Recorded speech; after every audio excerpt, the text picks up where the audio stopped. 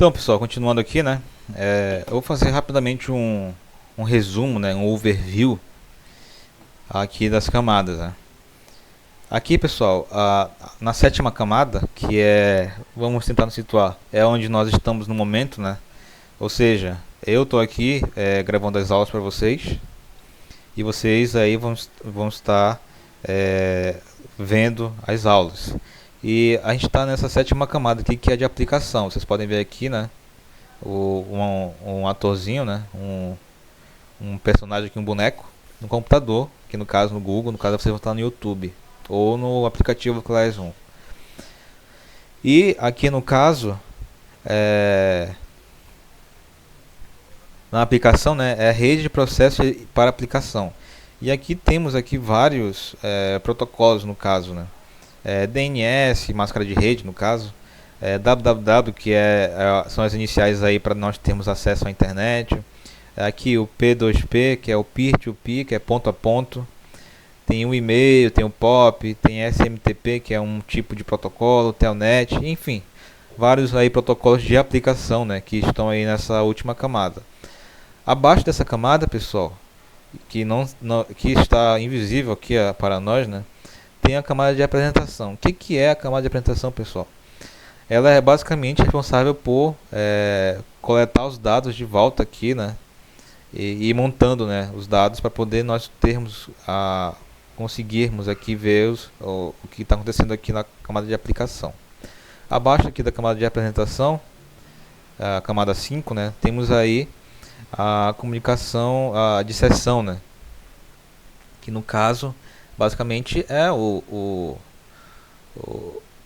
são as mensagens sendo remontadas, né, porque aqui na camada de transporte, né, elas são todas desmontadas e são jogadas aqui para cima para serem montadas em seções, e assim vai, pessoal, subindo. Eu vou fazer só isso rapidamente, mas a gente vai ver isso detalhadamente nos próximos slides. Aqui na camada de transporte, da mesma forma, né, os dados são todos desmembrados, né, mas com endereços para poder serem ligados novamente. E aqui na camada de rede, né, é onde acontece o endereçamento, no caso, né. As mensagens são todas enviadas de um ponto ao outro. No caso, um exemplo. Nesse momento eu estou gravando, depois eu vou enviar para o YouTube. O YouTube está num servidor em algum local do mundo. E nesse caso, acontece todo esse processo aqui, né, do físico à aplicação. Né? Só que nesse caso, nessa camada, ele vai percorrer o melhor caminho para chegar no servidor do YouTube, beleza?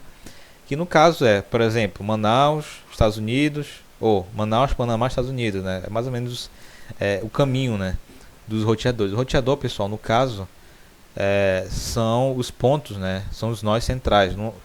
Ele também funciona como roteador normal da nossa casa, né? Mas o roteador também, nesse caso, tem esse significado de ponto central aí para poder chegar a um ponto de origem para o destino.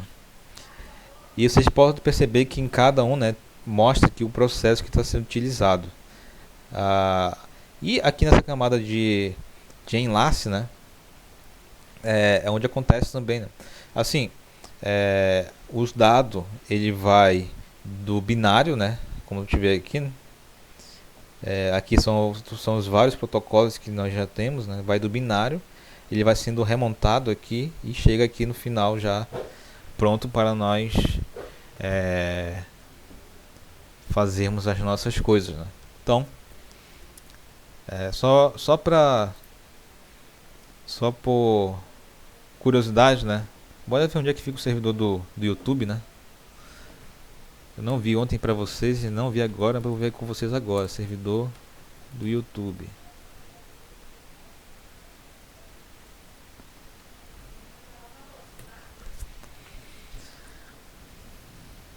Bom, bora ver aqui.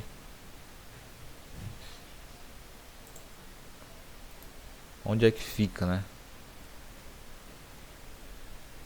Bom, a gente sabe que o YouTube está vinculado ao Google, né? Então, provavelmente se a gente souber onde está o Google, a gente vai saber do YouTube, consequentemente. Bom, aqui nós temos a página aqui do Google, né? Na qual Título, né? Conheça a estrutura monstruosa utilizada pela Google para seus servidores. Então, no caso, pessoal, deixa eu ver. Eu acho que estou fazendo a pesquisa errada. Onde fica o servidor do YouTube? Então, pessoal, uma coisa que eu aprendi bastante também no mestrado foi como pesquisar, né? É muito importante você saber pesquisar, porque você pode ir por um caminho diferente, e no mestrado a gente só tem 24 meses para fazer tudo, né? E além disso, o mestrado tem que fazer aí um ano de disciplinas, né? E se reprovar em alguma disciplina, você pode reprovar no máximo 2 vezes, né? Na segunda você já está fora. E aí tem que devolver bolsa, tem que fazer um monte de coisa. Você fica impedido de várias coisas. Então é um negócio bem sério. Então, pessoal, olha só. O YouTube é uma plataforma de compartilhamento de vídeos com sede em San Bruno, na Califórnia. Então, deixa eu ver se é lá mesmo ainda, continua, né? Provavelmente deve estar lá ainda. E no caso, provavelmente ainda continua lá, pessoal. É só mesmo por curiosidade, né? Só para saber onde fica, para poder nós fazermos aí uma simulação, né? Do que a gente vai fazer, mais ou menos, do que tá acontecendo aqui, né? Por debaixo dos panos. Então era só uma curiosidade, vamos continuar aqui. Depois a gente vai fazer alguns experimentos, né? Que faz justamente aí tipo um endereçamento desses locais. A gente vai já ver daqui a pouco, no decorrer da disciplina, logicamente. Então, pessoal, vamos começar aqui com a camada 1, né? A camada física. Como nós vimos lá, né? A camada física aqui do modelo ósseo é a primeira, e ela é basicamente a parte física mesmo, né? Aqui ela tem transmissão de bits brutos, ou seja, de zeros e uns, né? Vocês podem ver aqui, ó. E no caso, recordem que, tal qual temos lá na tabela verdade, né? São só símbolos, né? No caso aqui do computador, o 0 ele tem um valor de voltagem e o 1 tem outro valor de voltagem. Então eles fazem, né, esses sinais aqui. Esses sinais são basicamente o que circula, né, nos nossos computadores. Então o projeto de rede deve garantir que quando um lado enviar um bit, o outro lado o receberá como um bit, né? Então é muito importante isso, né? Porque se caso houver erro, a gente não vai conseguir fazer a comunicação corretamente. Bom, aí as questões mais comuns são a voltagem a ser usada para representar o bit 1 e um bit 0. Eu recordo que, se eu não me engano, né, se vocês também quiserem compartilhar, se vocês já têm algum conhecimento prévio, você pode também chamar atenção lá no grupo do WhatsApp. Mas, se eu não me engano, o 1 são 5 volts, não, se eu não me engano. E o 0 é 0 volts. Eu não sei, pessoal, dei uma olhada lá depois a gente dá uma olhada também. Mas o 0 e 1 tem basicamente essa voltagem, por isso que tem essa forma de onda aqui no caso, né? De degrau, de impulso. E a transmissão pode ser ou não realizada nos dois sentidos simultaneamente. Então, a camada física é basicamente essa parte aqui, né? Na qual as duas partes, aí o computador de origem envia para o computador de destino através de cabos, né? Pode ser cabo RJ45, né? Que é o cabo de internet normal, né? Ou pelo cabo aqui do coaxial, que algumas aí empresas utilizam, né? No caso, ambos são utilizados juntos, né? Porque é esse cabo aqui coaxial que chega ali no modo da net, no caso, e é esse cabo que a gente conecta no computador, ou da Oi, né? Que é um cabo de fibra ótica. Então, assim sucessivamente.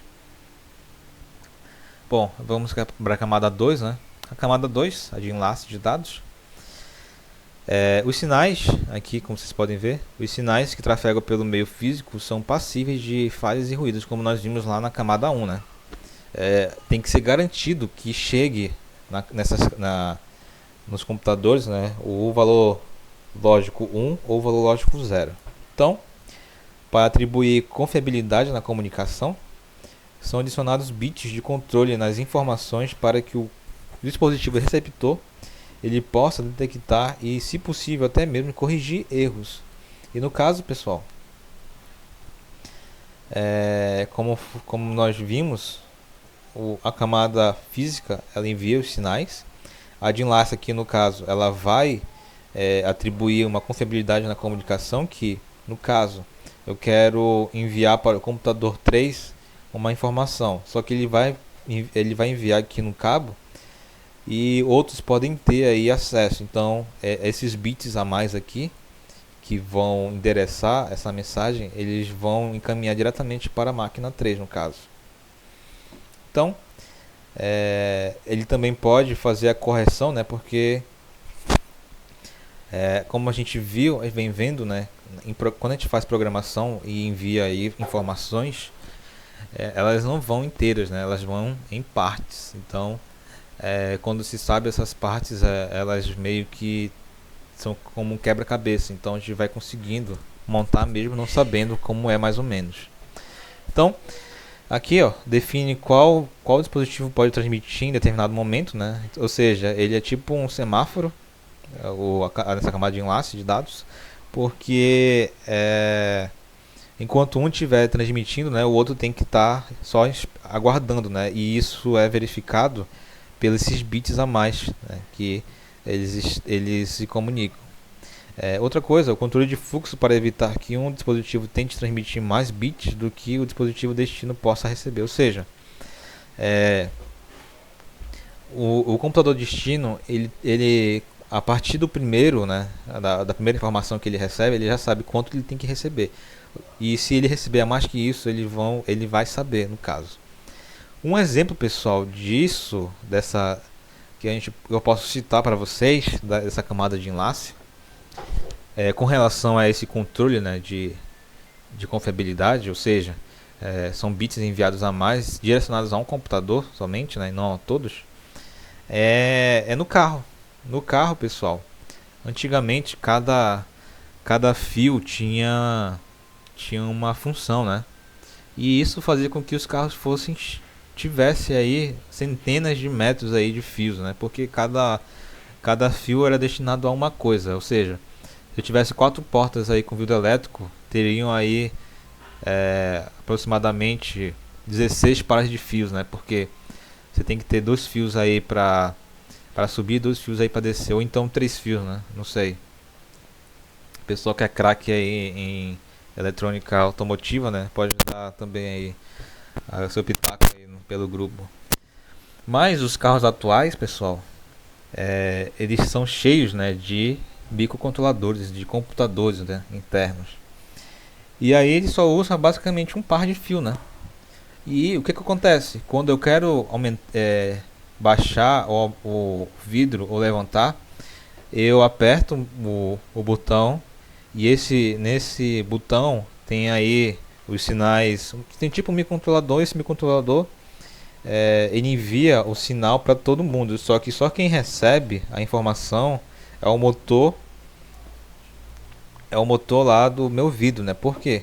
Porque lá tem bits de informações enviando mensagem somente para aquele motor. Se eu apertar o botão lá para levantar o vidro do passageiro ou baixar, é a mesma coisa. Vai ter bits de informações informando que quando eu apertar aquele botão do passageiro, ele vai enviar diretamente lá para o passageiro. Os outros não vão saber. Então é basicamente isso aqui, um exemplo que eu posso citar aqui dessa camada de enlace. Beleza? A camada 3, camada de rede, ela faz o encaminhamento de informações em dispositivos intermediários. E que dispositivos intermediários são esses, pessoal? São os roteadores, né? Imagina que, bora fazer um exemplo, né? O computador 1, que é o meu notebook aqui que eu estou gravando aula, e aqui o computador 2 é o servidor do YouTube, beleza? Eu vou enviar essa informação, mas eu não sei, eu não controlo isso daí. E ele vai verificar o melhor caminho, né, para chegar lá no computador que está lá na Califórnia. Eu estou aqui em Manaus, vou enviar lá para Califórnia. E ele vai verificar o melhor caminho, né, para enviar esse meu vídeo para lá. E logicamente, né, tem aqui muito software, muito controle, né, para poder verificar qual é o melhor caminho para eu seguir. Porque nesse caso aqui, olha, provavelmente esse daqui era o caminho mais curto, né? Só que provavelmente ele deve estar congestionado, ou então deve estar quebrado, ou algo do tipo. Então ele vai procurar outro caminho para chegar ao destino. Então é basicamente isso, né, que a camada de rede ela vai fazer, ela vai encontrar o melhor caminho. Mas bora ver aqui os outros pontos, né? E aí ela também estabelece o caminho que as informações entre origem e destino devem trafegar, né? Como eu falei, atribui endereços lógicos para que os dispositivos de origem e destino para que sejam encaminhados pelos roteadores, ou seja, tal qual lá a camada anterior, né? Ele tem bytes a mais aí de informação para poder seguir o caminho corretamente e ser montada, né, novamente lá no servidor. Aqui os pacotes, né, são encaminhados para caminhos alternativos, né? Como eu falei, eles são esses pacotes eles são, como é que se diz, redundantes, ou seja, eles são repetidos, né? Porque em redes a gente vai ver mais tarde que tem que ser tudo redundante, porque se tiver perdas não vai prejudicar a informação depois. Por quê? Como eu falei, né, tudo é quebrado em pacote, tudo é dividido e enviado. E algumas deles vão perder, que isso é normal. Só que pela redundância não vai prejudicar a informação. Beleza? Então, aqui o último ponto, né, resumindo, esta camada é responsável pelo endereçamento lógico e roteamento de pacotes. Então, só lembrando, né, que nós temos o nosso roteador normal, né, aí em casa, e ele divide aí a internet com os dispositivos Wi-Fi. Só que os roteadores também são são os dispositivos, né, que fazem a comunicação, né, de todo mundo. Por exemplo, eu tenho aqui eu acho que eu posso ter um roteador desse pode ser um servidor da net, no caso, que pode estar aqui em Manaus ou pode estar em outro estado. Essa informação vai viajar, no caso, até chegar lá onde está o servidor do YouTube, beleza? Eu vou dar uma parada, pessoal, senão vai ficar muito longo o vídeo.